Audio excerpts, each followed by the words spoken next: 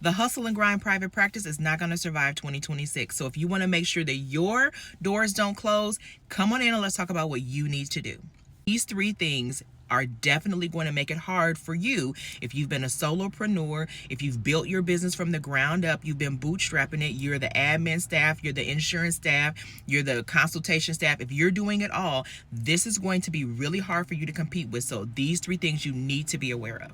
First and foremost, the insurance companies is back on that bull. They are doing automatic denials, automatic rejections, and automatic downgrades of codes, which is going to mean that you have to spend more of your time doing appeals, which is a very complicated and manual process. Number two, as the tech invasion continues, and yes, they are in cahoots with the insurance companies, and I'm going to tell you a little bit about that in point three, but as that continues, it's going to be harder for you to fill your practice with those perfect clients, because when they go online to look for a private practice in their community, they're going to see the tens of thousands of dollars that these tech companies are spending on ads, getting them pushed to the top of the page before they even find you.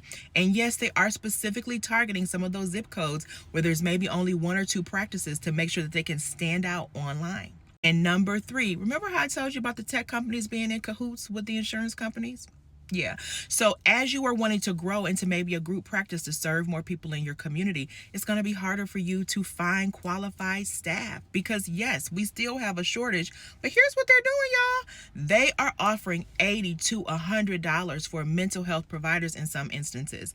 And because they're in cahoots with the insurance company, they're actually getting a higher reimbursement rate than you are. You want to get the best people coming into your office, you're going to have to get really strategic about how you make your private practice stand out as the best place to work.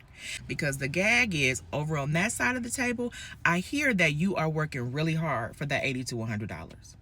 So if you want to make sure that you stay ahead of the curve and you have a plan that will take you into 2026 and beyond, I want you to sign up for my Peace and Profit mini mastermind.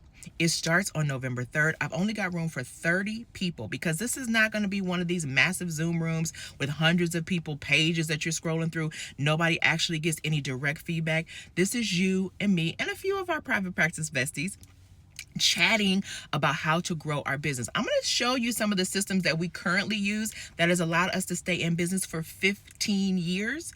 And I'm going to show you what I'm recommending to my clients right now that will take us for the next 15 years.